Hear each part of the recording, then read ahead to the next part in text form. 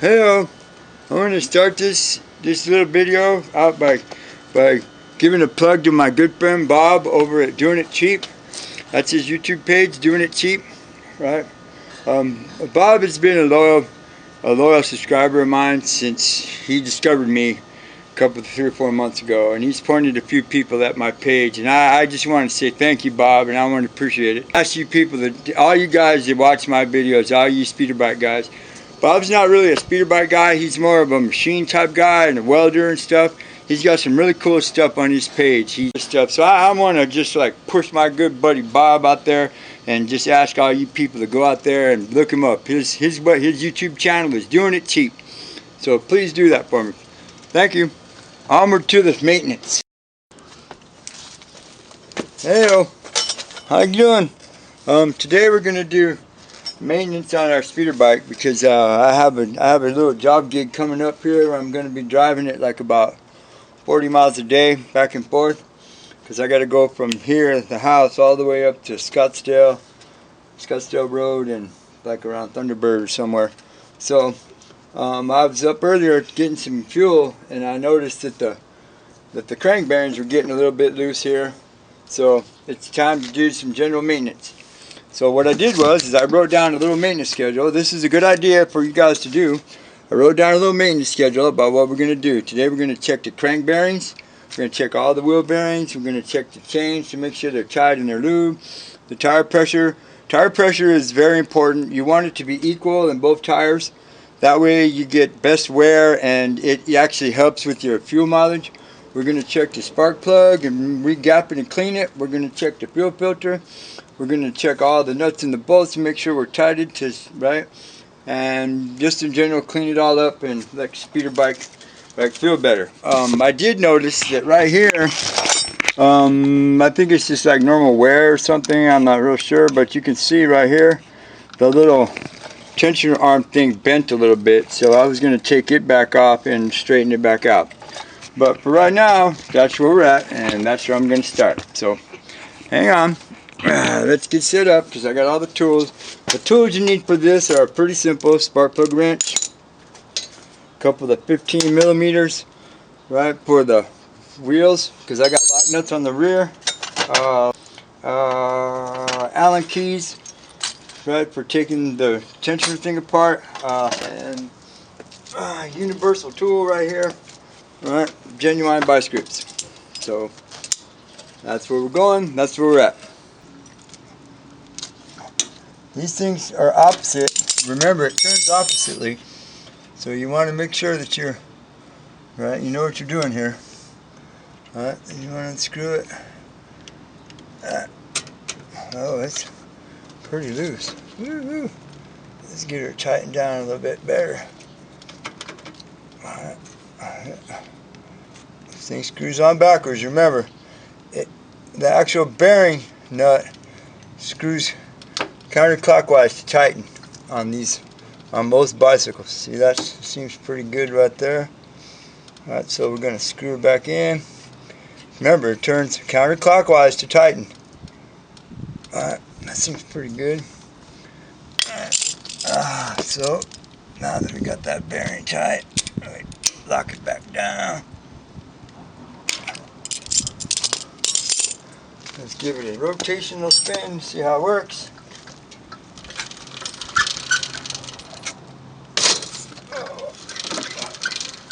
That's pretty good. Not as loose anymore, wobbly. Alright, that's step one. Okay, we checked the front wheel bearings and they seem to be pretty good. The wheel's spinning, all the spokes are tight. Checked it. Let's put the speedometer housing thing back on. The head bearings are good. I checked those. Right, just rudimentary. Wheel bearings are good. Right, the way you check that is you just shake your back rim back and forth. If it's not wobbling, then it's not loose. We tightened up the crank bearing. I pedaled it around a little bit. Seems to be okay. Alright. The next thing we're going to do is I'm going to pull the spark plug and see what it looks like. Alright, 21 millimeter right here. This is a B5HS. Here we go. You want to pull your spark plug every once in a while, you know, once a week or so, once every couple of weeks, just to check it, see how it's burning. This one seems to be burning a little rich. Alright, the reason I'm doing this is because I got about 400 miles on it now, so it's good and broke in. An hour for every 10 miles or so is the way I figure it. Alright, because sometimes, you know, some people would rather measure the usage of their little motor by hours instead of miles, but so I keep track of both. Alright, I'm gonna you want to pull your plug at least every couple of hours, every 50, 100 miles or so, just to see where you're at. You know, your spark plug gives you a snapshot into how your motor's performing. Right? See, look at that one. That one's pretty good. It's not too bad. Alright, it's for a 2-stroke. Alright, and keep the gap just right. This one here is, you're going to use a piece of emery paper every once in a while and make sure that the electrode stays carbon free. That the spark arm is not all gummed up. That you try to keep as much carbon out of the spark area as you possibly can. Right, you want to clean out any scuds or guns that's anywhere around the hole. Keep it looking good down in there. Keep any foreign debris from building up around the hole, so that way when you take the plug out, it doesn't fall down in the hole and you get foreign matter contaminations down in the hole. Alright, so that one looks pretty good, cleaned up real good, so I'm going to put it back in. Make sure that you go slowly and simply here, so you don't want to cross the other's head. Then otherwise you're going to be buying one of Fred Kaminsky's, performance head, or one of the ones from Manic Mechanic or some, it wouldn't hurt to probably have a better head, but for these little stock bikes, just a reminder, it's a stock bike, and you want to try to be as careful and as gentle as possible when you're doing this kind of stuff, because remember, this was made in China. You want to make sure it's snug all the way to the bottom. Check your cap, your plug wire, make sure everything looks good, it's pretty solid. Make sure your little tip is screwed on tight, and click it on all the way. Alright, so all that stuff looks pretty good. Clean all of this sludge, and I'm still have my exhaust leak here from the bottom of my manifold. I need to get a better gasket for that. Alright, you're gonna keep it clean. Makes it look better. Alright, everybody. People will look at your bike if it's all clean and nice. People will be impressed. Right? That's the whole point of this stuff, fellas. Is we're trying to show people that these things are valuable, that they're a viable form of transportation, that they're really cool. If you drive around on a raggedy old rat bike, you look like a bum, people are going to think bums drive these things, and we're not bums. We are motorized bicycle heads, speeder bike drivers, I like to call us. Anyways, keep sure everything's clean. Alright, clean all this scuds off of the motor. Make sure that your seat tube is right, because some of these things like mine, they put out oil. So mine leaks right here, the bottom of the exhaust manifold. Alright, it spreads that 2-stroke oil, because we all know how these things work. There's oil in the gas, and it's I explained in a different video. Alright, so the oil is going to come out in the exhaust. There's going to, right? Because at least a small percentage of it does come out in the exhaust, because we have no valves. So you want to try to keep it as clean as you possibly can. I'm going to come up with some kind of a rubberized mount on my own. I don't have $1 million to buy the adapter kit for this thing, so I'm working hand to foot here. Okay, now everything seems to be good. The next step, I'm going to take out the air breather and clean out the foam, and we're going to go from there. Here you go. You got your standard size Phillips screwdriver. This is a stock air filter, air breather right here. you want to be, like I said, you want to be careful with these Chinese fasteners and stuff. You don't want to gum them up and break things, because this stuff is really, really inferior grade metal. A lot of times the screws and the fasteners are made from. So you want to be gentle with it. You don't want to be spending a half hour digging around in your spare nut and bolt box looking for a screw that's going to fit. Let's see. Let's take this out. Let's pop it apart. See what it looks like. Oh, look at that. That's pretty dirty, huh? Sometimes you can replace these with a different kind of a sponge, but this one here seems to be doing okay. Make sure. See, look. There, let's get the counter. See? Looks like we got a little bit of overflow here. It doesn't look too bad. It's not too scuzzy in there. The outside is more scuzzy than the inside. See? Make sure that your clutch, your choke, works good. There you go. Yep. And that your cable in the housing, and all that good stuff. So we're gonna clean all this, get all this road grime off. Make it look better. You want to be presentable when you're out there driving around. Besides, when your bike looks good, you feel good about your bike. Clean it all up. Carburetor looks good. I know it's good because my bike runs really good.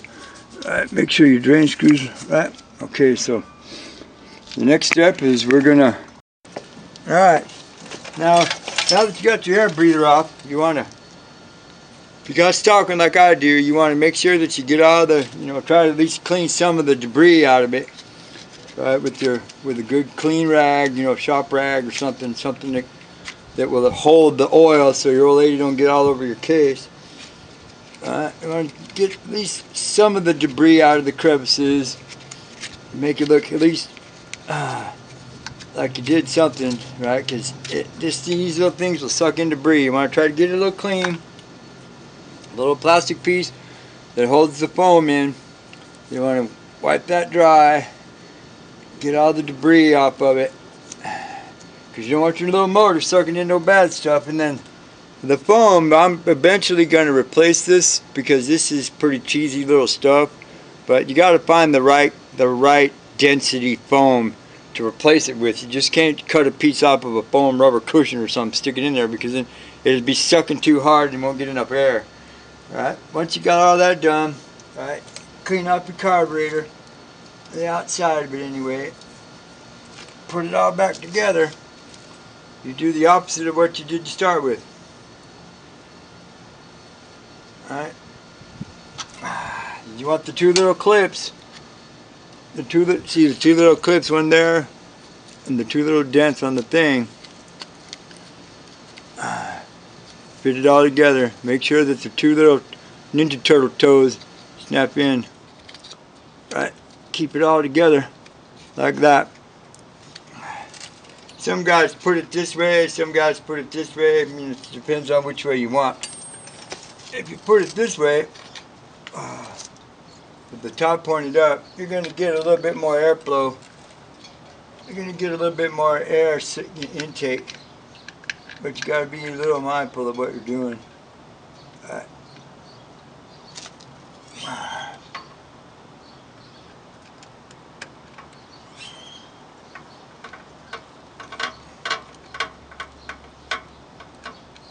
Got that side started. Let's get this side started.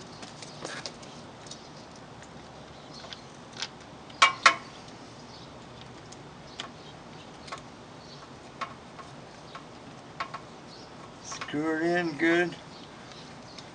You don't want to over tighten it. Remember, this is just, Chinese stuff here. I keep saying that, but that's because I'm trying to make a point.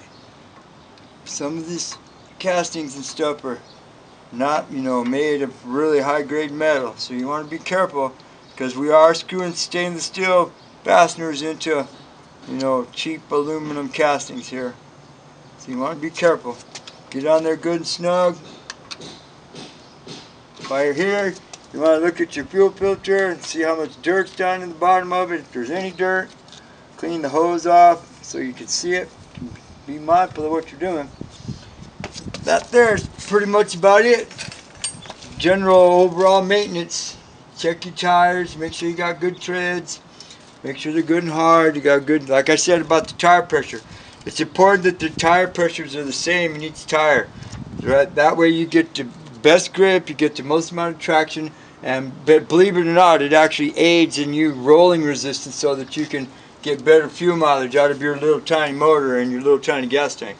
I have a bigger gas tank that I'm going to be switching to, but I got to fix it because it's got a crack in it right here where one of the little studs are for fastening, so I've got to solder it up. That's going to be a different video. But right now, the last thing I'm going to do is I'm going to take this little arm off and I'm going to straighten it off. So now I don't know if I'm going to show that part, but for the most part, I'm done with my generalized maintenance once a week. Preventive maintenance here. Right, so please give us a like and subscribe to my channel. Come on, guys. We're all trying to do it here together, so let's all do it together and be a community.